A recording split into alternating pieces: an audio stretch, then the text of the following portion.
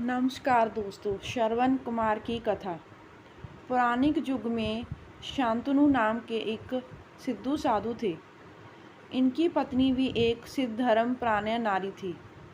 कहानी उस समय की है जब शांतनु और उनकी पत्नी बहुत वृद्ध हो चुके थे और उनकी आंखों की रोशनी भी चली गई थी। इन दोनों का एक पुत्र था जिसका नाम था श्रवण कुमार। श्रवण कुमार बहुत ही सरल स्वभाव का व्यक्ति था।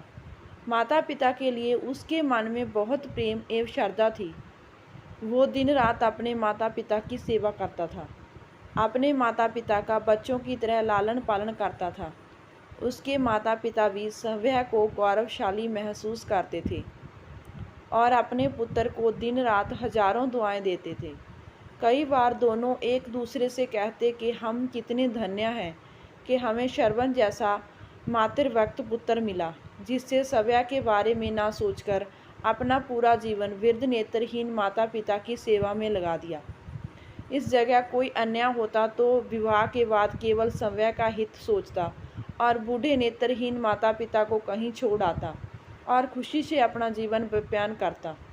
जब ये बात श्रवण कुमार ने सुनी तो उसने माता पिता से कहा कि मैं कुछ भी भिन्न नहीं कर रहा हूँ, मेरा यह कर्तव्य है। जब मैं छोटा था तब आपने मुझसे इससे भी ज़्यादा अच्छा जीवन दिया और अब मुझे ये सौभाग्य प्राप्त हुआ है कि मैं आपकी सेवा करूं। आप दोनों जो भी इच्छा रखते हैं मुझसे कहें, मैं उन्हें अवश्य पूरा करूंगा।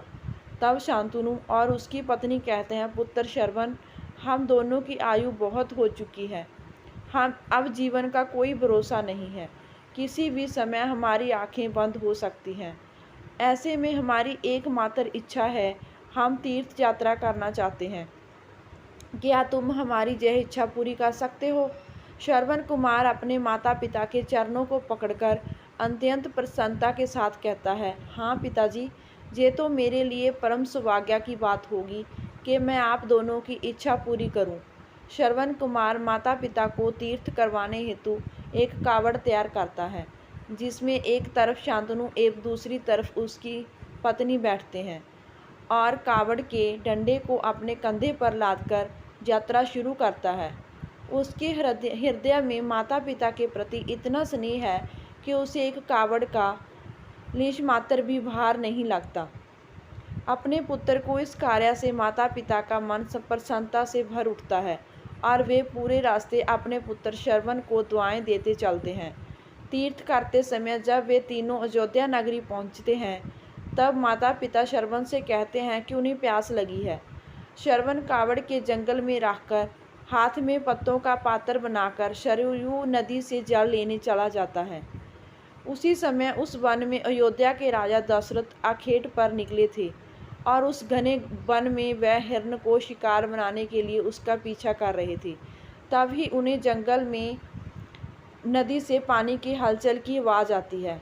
उस हलचल को हिरण के पानी पीने की आवाज़ समझकर महाराजा दशरथ शिकार के उद्देश्य से तीर चला देते हैं और उस तीर से श्रवण कुमार के हृदय को आघात पहुंचता है, जिससे उसके मुंह से पीड़ा भरी आवाज़ निकलती है, जिसे सुनकर दशरथ स्तब्ध रह जाते हैं और उन्हें अनहोनी का एहसास होता है और वे भागकर सरयू नदी के तट पर पहुंचते हैं, जहां से अपने तीर को श्रवण के हृदय में लगा देख भयभीत हो जाते हैं और उन्हें अपनी भूल का एहसास होता है।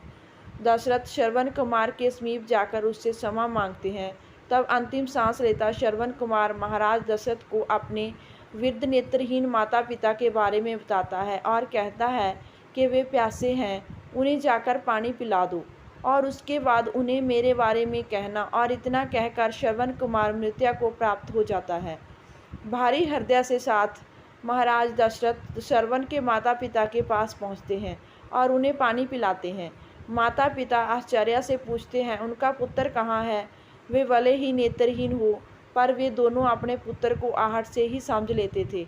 माता पिता के प्रश्नों को सुनकर महाराज दशरथ उनके चरणों में गिर जाते हैं और बीती घटना को विस्तार से कहते हैं। पुत्र की मृत्यु की खबर सुनकर माता पिता रोने लगते हैं और दशरथ से उन्हें अपने पुत्र के पास ले जाने को कहते हैं। महाराज दशरथ कावड़ उठाकर दोनों माता पिता को श्रवण के शरीर के पास ले जाते हैं। माता पिता बहुत ज़ोर ज़ोर से विलाप करने लगते हैं। उनके विलाप को देख महाराज दशरथ को अत्यंत गिलान का अभ्यास होता है और वे अपनी करनी की क्षमा याचना करते हैं। लेकिन दुखी पिता शांतनु महाराज दशरथ को श्राप देते हैं कि जिस तरह मैं शांतनु पुत्र वियोग में मरूंगा, उसी प्रकार तुम भी पुत्र वियोग में मरोगे। इतना कहकर दोनों माता पिता अपने शरीर को त्याग मृत्यु को प्राप्त हो जाते हैं। महाराज दशरथ श्राप मिलने से अत्यंत व्याकुल ही हो जाते हैं और कई वर्षों बाद जब उनके पुत्र राम का राज्याभिषेक होता है, तब माता कैकेयी के वचन के कारण राम, सीता और लक्ष्मण को 14 वर्ष का वनवास स्वीकार करना पड़ता है। और इस तरह महाराज दशरथ की मृत्यु भी पुत्र वियोग में होती है। अपने अंतिम दिनों में उन्हें शांतनु के कहे शब्द याद आते हैं और वे राम के वियोग में अपना शरीर त्याग देते हैं। हमें जिस कहानी यही शिक्षा देती है कि बिना लक्ष्य को देखे उसे वेदना कई बार अपनी गलती का पात्र बना देता है और आप ना चाहते हुए भी दूसरों के दुख का कारण बन जाते हैं। यह थी श्रवण कुमार की कहानी। अपनी माता पिता भक्ति के कारण ही श्रवण कुमार प्राणों में जीवित हैं। श्रवण कुमार सदैव अपनी मातृभक्ति के लिए जाने जाते हैं। उन्हीं की कहानी सुनाकर माता पिता अपने बच्चों को संस्कारित करते हैं। धन्यवाद दोस्तों। अगर कहानी अच्छी लगी तो लाइक, शेयर और सब्सक्राइब ज़रूर कीजिए।